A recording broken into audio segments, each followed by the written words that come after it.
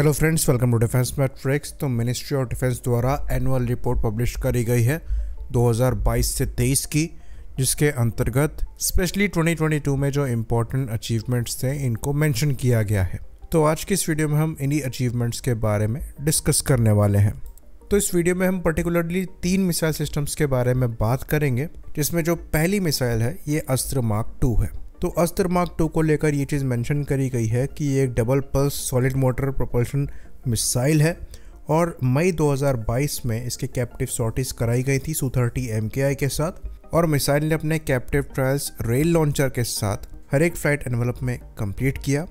और मई 2022 में मिसाइल को अगेन टेस्ट किया गया सेफ सेपरेशन डेमोन्स्ट्रेशन में। तो यहाँ पर क्लियरली ये चीज़ मेंशन करी गई है कि रेल लॉन्चर के साथ कैरेट सॉर्टीज कंप्लीट करी गई हैं डिफरेंट फ्लाइट एनवेलप्स में। और जो वीडियो हमने बाद में देखा वो इजेक्टर लॉन्चर के साथ इन मिसाइल्स को इजेक्ट करने का था, जो कि मोस्ट लाइकली मई 2022 का ही होगा, क्योंकि ये वीडियो जो है ये अक्टूबर 2022 में एयरफोर्स डे के दौरान रिलीज किया गया था। तो मई 2022 के बाद से इस प्रोग्राम में क्या प्रोग्रेस हुई है इसके बारे में ज़्यादा जानकारी पब्लिक डोमेन में नहीं है। बीच में 1 साल निकल चुका है जो कि 2023 है, और ये चीज़ हम जानते हैं कि ये मिसाइल अभी टेस्ट फायर नहीं हुई है। तो अच्छी खासी पॉसिबिलिटी एग्जिस्ट करती है कि इस साल, इवन हम यहाँ तक कहेंगे कि आने वाले कुछ महीनों में ही ये मिसाइल टेस्ट फायर करी जा सकती हैं। हो सकता है सेपरेशन डेमोन्स्ट्रेशन के दौरान कुछ इनपुट्स जो आए हों उनके बिहाफ पर इम्प्रूवमेंट्स यहाँ पर किए गए हों, जिसकी वजह से यहाँ पर समय लग रहा है।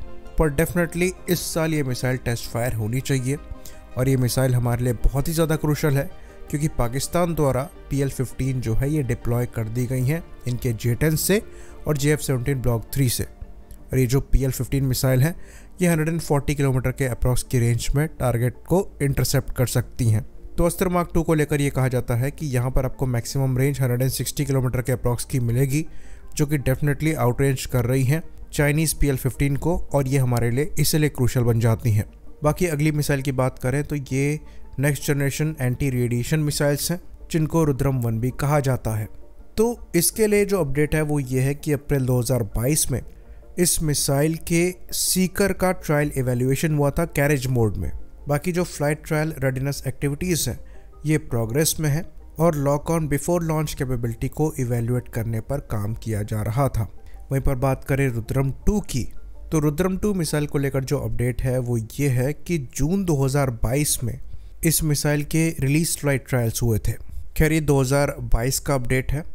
नई रिपोर्ट्स ये दावा करती हैं कि रुद्रम 2 को जुलाई 2023 में टेस्ट करके देखा गया था।